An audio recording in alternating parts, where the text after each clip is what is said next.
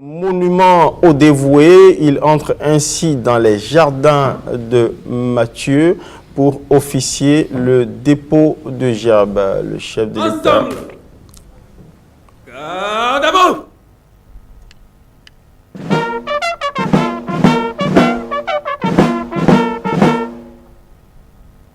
Présentez. Sable.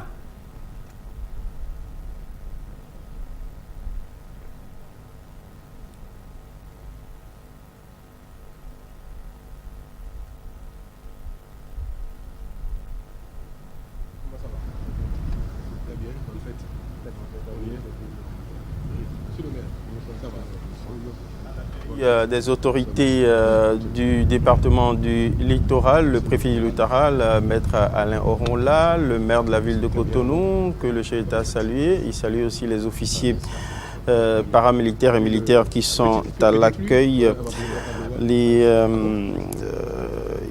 On a pu voir le capitaine Babalola qui représente ici les forces de sécurité et de défense pour accueillir le chef d'État ici. Voilà, la sonnerie retentit, le cérémonial va commencer. Le chef d'État qui s'avance, avec qui se dirige vers le monument dévoué avec son allure altière d'ordinaire, martiale, dans sa manière d'arpenter le tapis rouge vers le monument au dévoué pour le cérémonial du dépôt de gerbe en mémoire des dignes fils et filles du Bénin dévoués au service de la patrie. Chef de l'État qui prend la gerbe et avance délicatement au pied du monument pour effectuer la pose.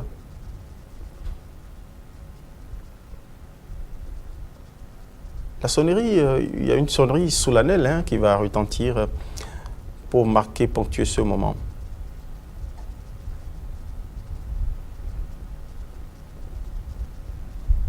Omar.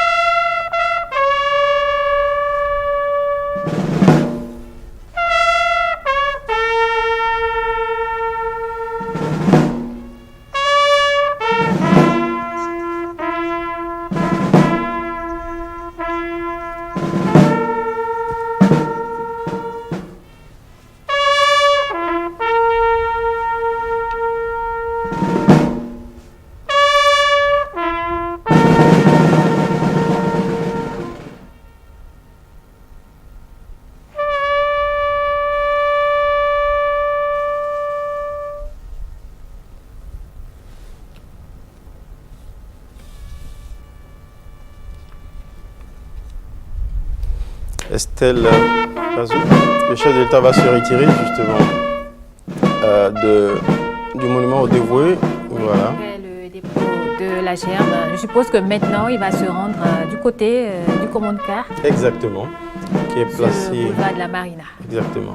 Complètement au début de l'alignement des troupes qui sont conviées au grand spectacle du jour, le défilé militaire. Et paramilitaire. Et paramilitaire. Chef d'État qui fait ses convivialités une dernière fois aux personnalités à l'accueil avant de repartir vers le premier point d'amorçage du défilé militaire à proprement parler. Il s'agit donc du point d'arrêt du commande-car à bord duquel il va embarquer ensemble avec le chef d'état-major général des armées, le général de brigade Fructueux Baguidi, qui sans doute l'y attend. Magnifique image de sortie des jardins de Matthieu, du chef de l'État, en direction vers le point de démarrage, c'est-à-dire le point d'arrêt ou l'attente de stationnement du commande-car.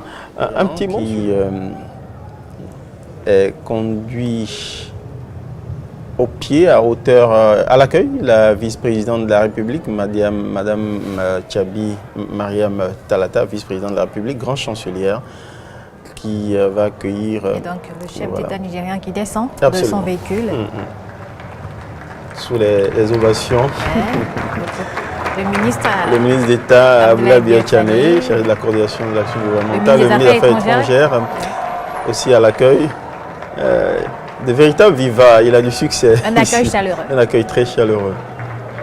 Très chaleureux. Échange quelques mots avec la vice-présidente. C'est un moment assez rare. On a rarement vu des chefs d'État nigériens venir honorer nos défilés militaires, en tout cas vivre avec nous, participer avec nous aux célébrations de la fête nationale. C'est un véritable coup diplomatique que le Bénin vient de réussir. En fait, moi, à titre personnel, j'avais souvent fait des commentaires pour dire qu'on ne peut pas rester à côté d'un pays aussi puissant économiquement, à tout point de vue, avec un marché aussi énorme, sans que le premier ou les principaux actes de coopération diplomatique ne soient orientés vers ce pays. À la faveur de la montée au pouvoir démocratiquement de Bola Tinubu, les choses se dessinent, se précisent, avec une relance de la coopération politique, économique, surtout.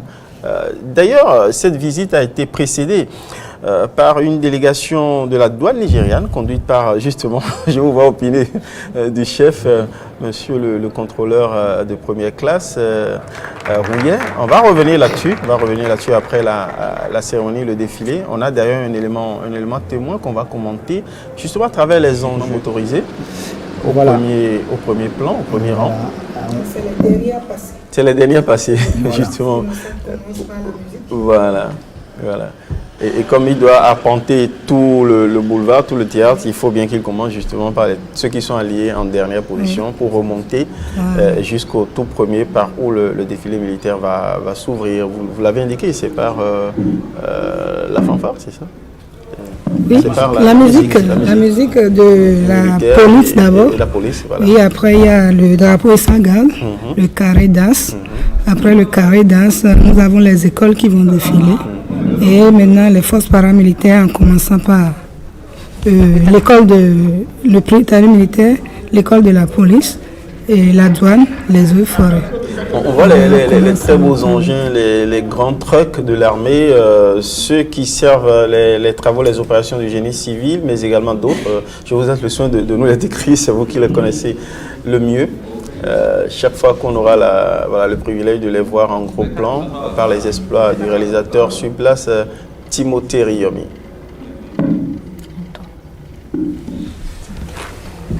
C'est pas Timothée Riyomi, enfin il y a merci Estelle Pazous, Timothée Hunto, pardon. Et Riyomi, c'est notre collègue qui officie la relation en langue des signes.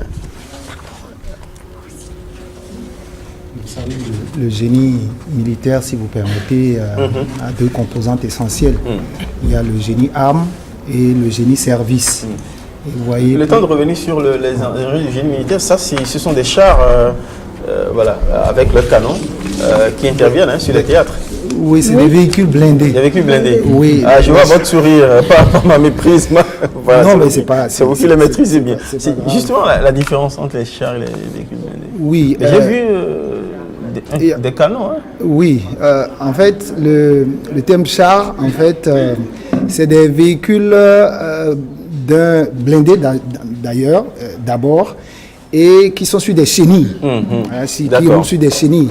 Mais ici, nous avons des véhicules blindés qui roulent sur des pneus. Voilà. Donc, dans les chars, dans les véhicules blindés, on a différentes gammes.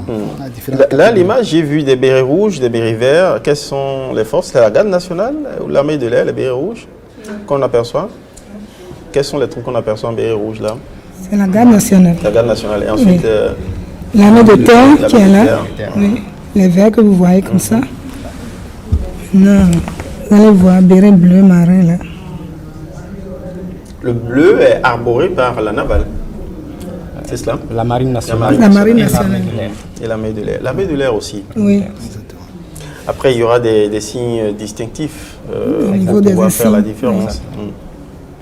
Et vous voyez, par rapport aux commandes car, les commande K permet également au chef de l'État de supplanter un peu toute la troupe. Toute la troupe et de pouvoir véritablement apprécier la rectitude. Exactement, la rectitude. Donc c'est également une des raisons de l'utilisation. Et là, au fur et à mesure de l'évolution, le chef d'état-major explique ce qui se passe, comment ça va se Il y a dérouler. différents positionnements. Là, en blanc, Ça, c'est la marine. C'est la marine. Et en blanc. Les voilà encore, les forces navales. Voilà. Les forces navales qui ont été aussi équipées pour Ah oui, faire face ils ont eu beaucoup d'enjeux. aux questions sécuritaires sur nos eaux en haute mer. Toutes les forces d'ailleurs étaient équipées en tout matériel, tout ça de matériel.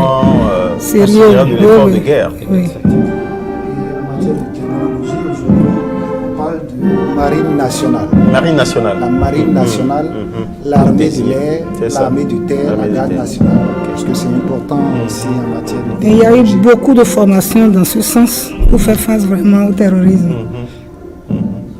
De sorte que l'armée béninoise peut toujours s'enorgueillir de sa fierté, en tout cas de sa réputation qui la précède sur les théâtres internationaux. Lorsqu'on vous envoie justement faire de l'interposition pour l'ONU, Exactement. ce sont toujours de très bons retours qui ont été reçus sur la présence des différentes forces de l'armée béninoise.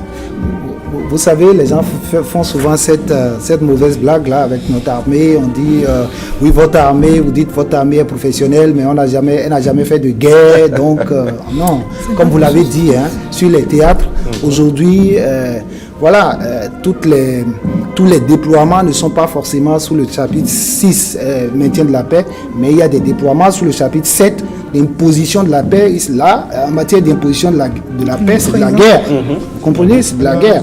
Et donc nos forces, l'armée béninoise a, par le passé, participé à ces opérations-là. En dehors de ça, il y a également les exercices et tout ça. Donc c'est une armée qui a de l'expérience. C'est pas forcément une armée... Et qui le prouve là actuellement sur le front terroriste, où la menace a été repoussée. À travers l'opération Mirador. Voilà, c'est ça. Le chef d'État qui a accueilli, j'ai entendu la voix du speaker, de l'officier qui va commenter le défilé sur place. C'était le protocole. Introduit par le protocole d'État. Oui.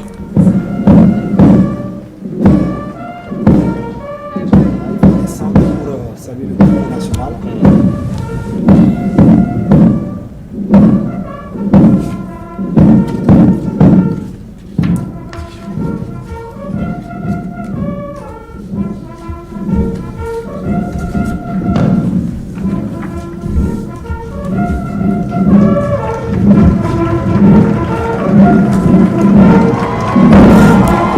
Le public est content de l'arrivée du président.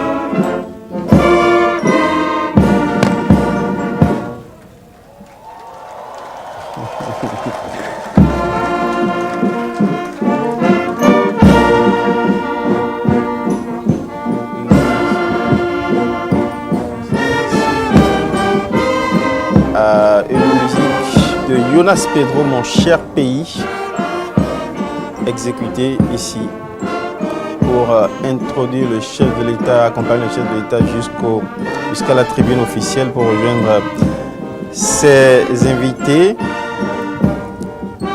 les membres du gouvernement. Il salue les responsables de la hiérarchie militaire. Le haut commandement militaire des forces de défense et de sécurité. Toutes les 4 composants sont représentés. à l'accueil. Le chef de l'État, comme je l'indiquais, il va rejoindre ses invités de marque, les membres du gouvernement, les présidents d'institutions, mais également le chef d'État nigérien Ahmed Bola Tinubu, accompagné, comme je l'ai indiqué, d'au moins 5, sinon 5 gouverneurs, précisément des États de Lagos, de Kwara, d'Ogun, d'Oyo, du Niger et de Kebbi. Le chef d'État applaudit à son arrivée. Voilà, échanges conviviaux appuyés, accolades, ce qui traduit une complicité, une proximité entre ces deux hommes d'État. Juste à côté, la première dame, et de part et d'autre, à la droite du président nigérian, le président d'institution, chef d'État qui fait une accolade à son épouse, elle salue la vice-présidente, derrière laquelle les membres du gouvernement, le ministre d'État Abdoulaye Biotchane, Estelle Bazou. Exactement. Là, c'est le président de l'Assemblée nationale, Louis Gaoulou. Juste à côté, le président de la Cour constitutionnelle, Dorothée Sousa. Ça. La Cour suprême, Victor Dassi Adossou. Derrière le président de la HAC, la Haute Autorité du ministère de la Communication, du Conseil économique et social.